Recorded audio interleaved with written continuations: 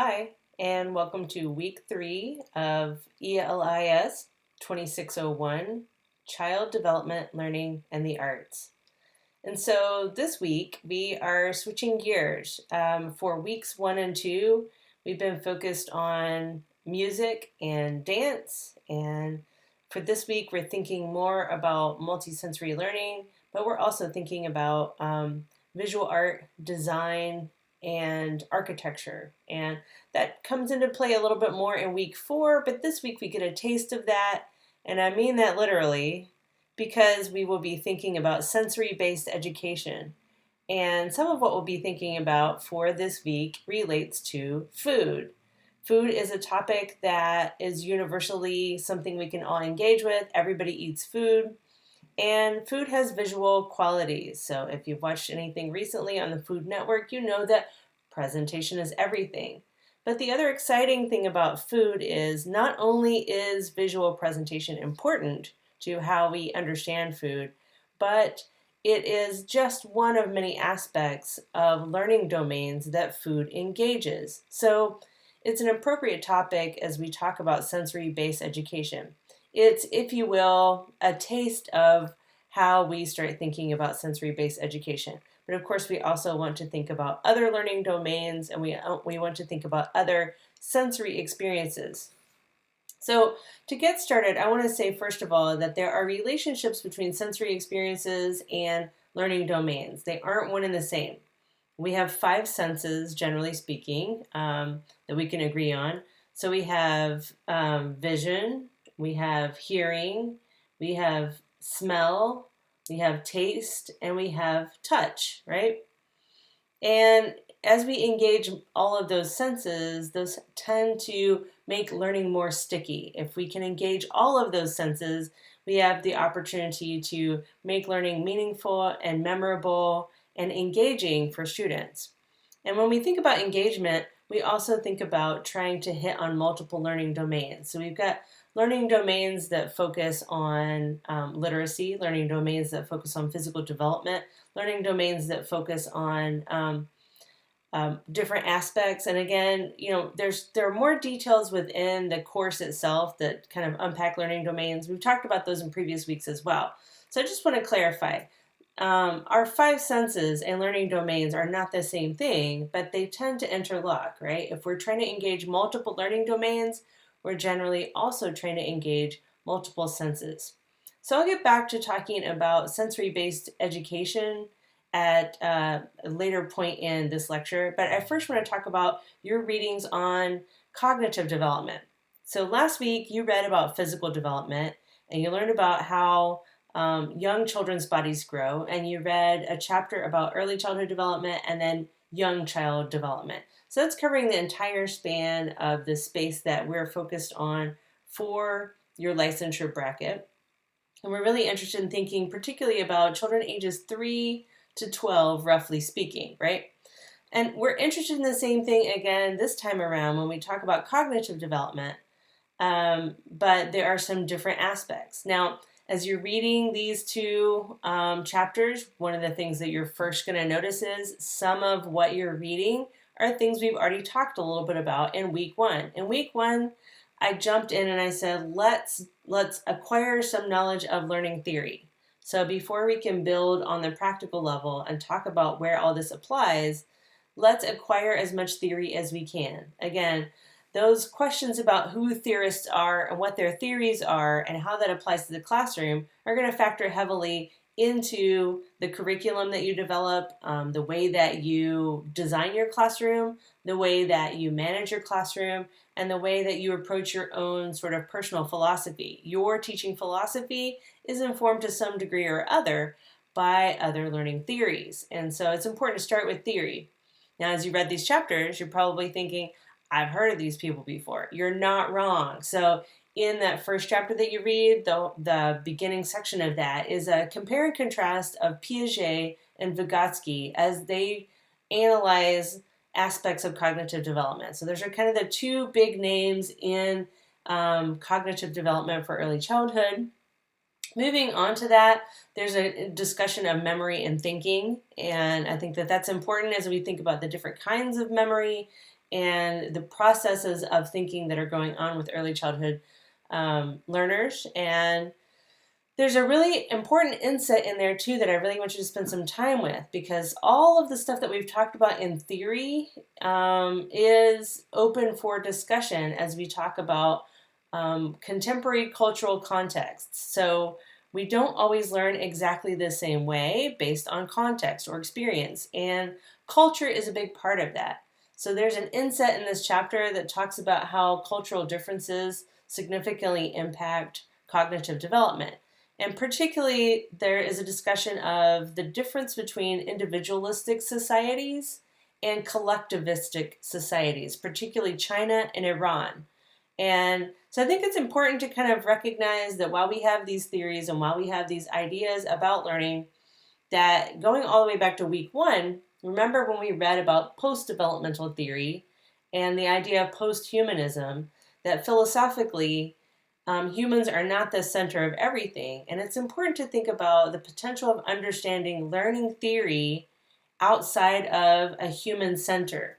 And so while I know that was a tricky read, it kind of comes full circle again when we start thinking about cultural differences. And so again, it's important to know developmental theory, but it's also important to know that there are things like cultural differences or context or other philosophical viewpoints that are going to impact how we understand development, whether that be physical or cognitive or what have you.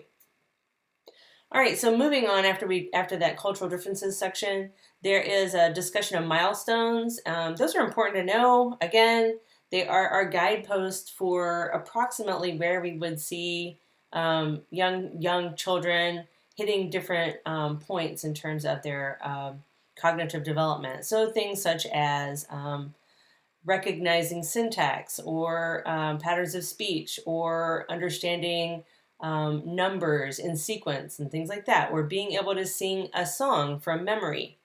So those are great to kind of review. It's important to be familiar with those milestones. As an early childhood practitioner, those are things that you're going to really need to know in your mind as you're looking at children in a classroom and you're trying to make decisions about whether or not children are on track for development, or they are advanced, or they are lagging. So being familiar with the developmental milestones is crucial.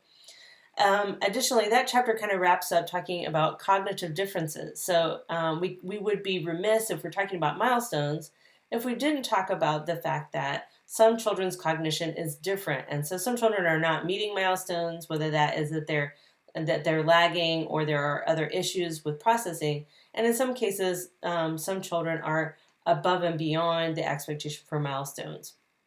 That next chapter that you jump into that follows up directly after the young children one, which is the early child. I mean, we have early childhood and then we have young children, right?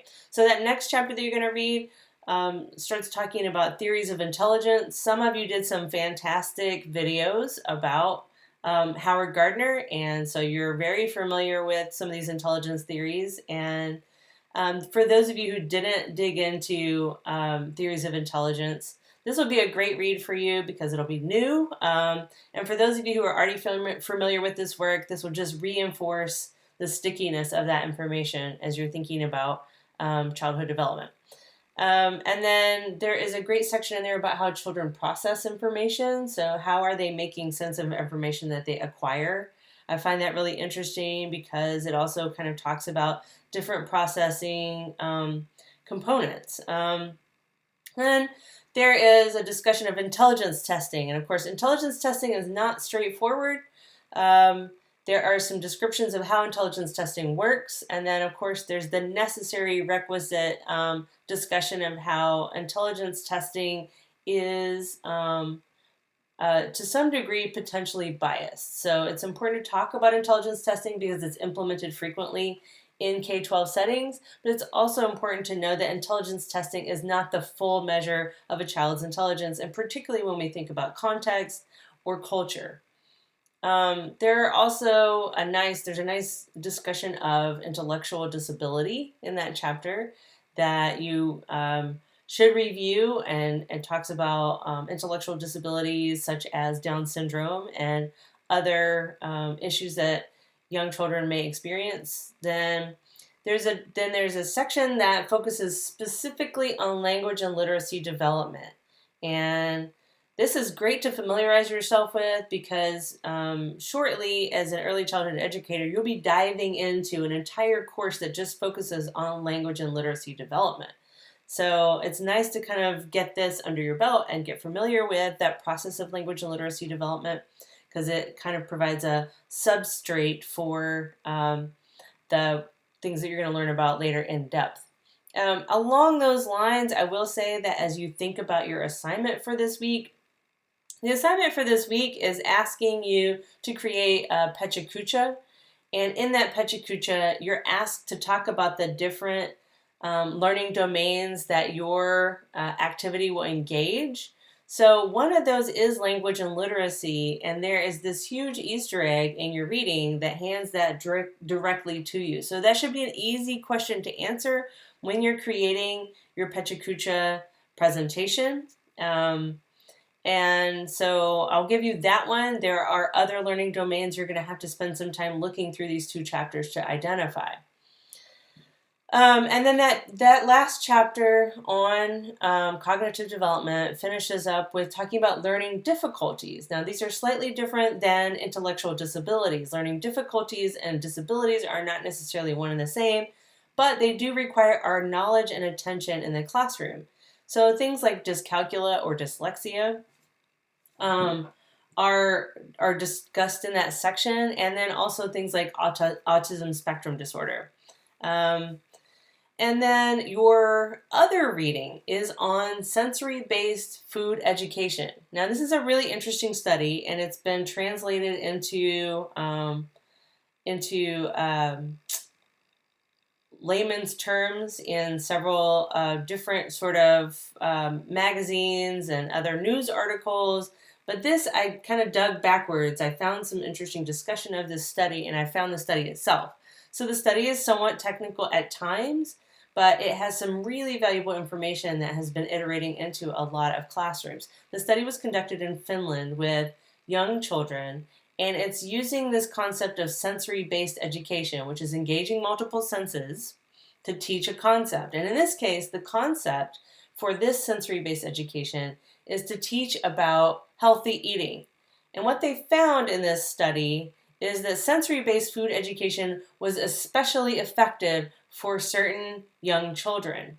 Now, I don't want to give away too much there, but I do want to say that it is kind of a step in the right direction to be thinking about how you can engage multiple senses and also be engaging multiple learning domains.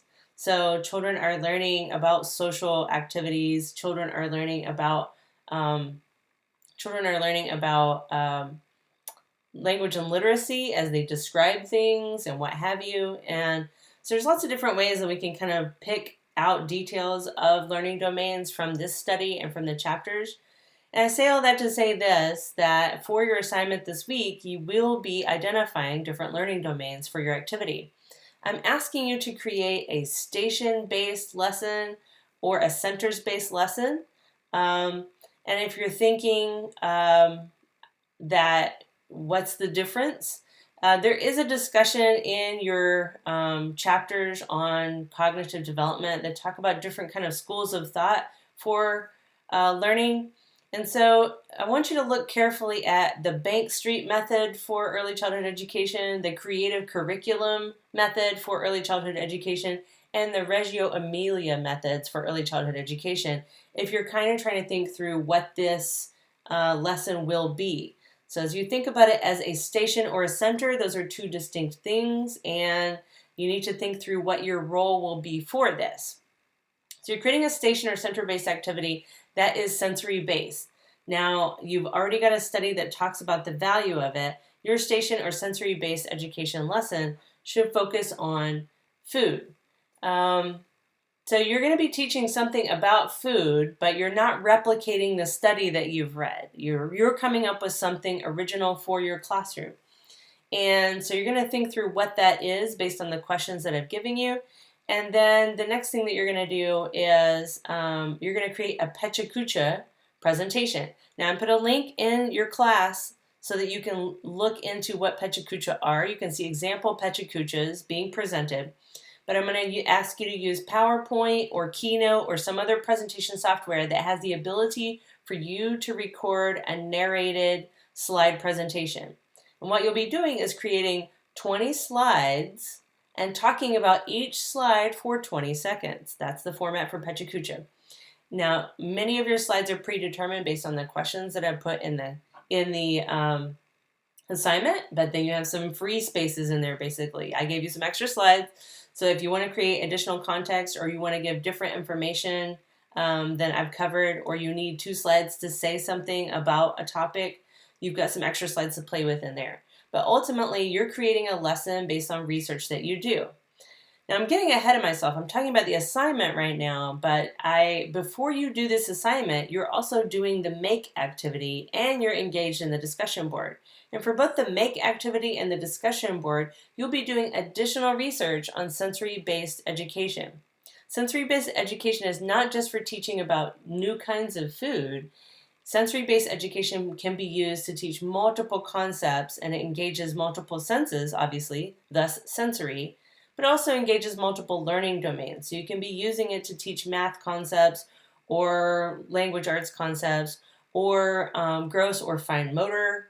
And so it's just yet another approach. We used music and dance to teach concepts over the last 2 weeks.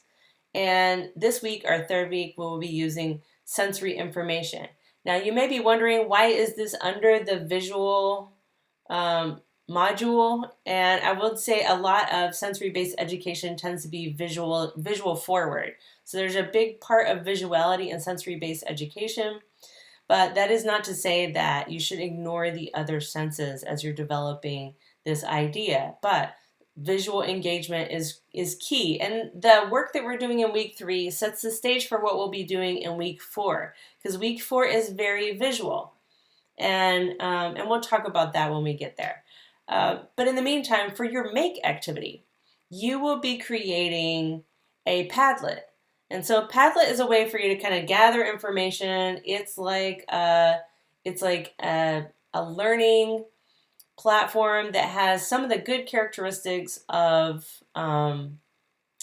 Pinterest without kind of the noise of Pinterest. So it's more educationally geared. And I've placed a link to the Padlet in our weekly assignment module. And additionally, I've already added you to the class using your email, and I've added you to that specific pad for sensory research. And what I'm asking you to do is to find 3 additional resources for sensory-based education to put in there. So not just food. Think about other sensory education resources and look broadly. Look high, look low, but I want you to use institutional or verified or otherwise sort of official channels of resources. So you can be looking through professional organizations, you can look through schools, you can look at museums, and you can look at other publications for that. So you can use trade publications. I do want you to stay away from personal websites or blogs or just things that aren't really validated by research or supported as sort of institutional resources for that. So you're finding 3. If you find more than 3, go ahead and add them in there. But after you do that make activity, I'm asking you in the discussion board to talk about the readings on cognitive development, the reading about sensory-based food education, and then one more sensory-based education reading that you find. And so if you follow the steps of how we typically do the activities through the week, you read the readings first, then you do the make activity, then you do the discussion board, and then you do the assignment for the week. This particular week really kind of works best if you do those things in order. So if you've got the readings done, and then you do the make activity where you're finding additional resources and research, the discussion board will be easy. It falls into place because you're comparing and contrasting the 2 sensory-based education resources. So one of them is the assigned reading I gave you. The other one is something that you find, another journal article. So you're going to compare and contrast those 2 journal articles and make connections to cognitive development. And then after you do that, your assignment to create this Pecha Kucha should be pretty easy. So that's about it. And I think that covers what we need to talk about for week 3.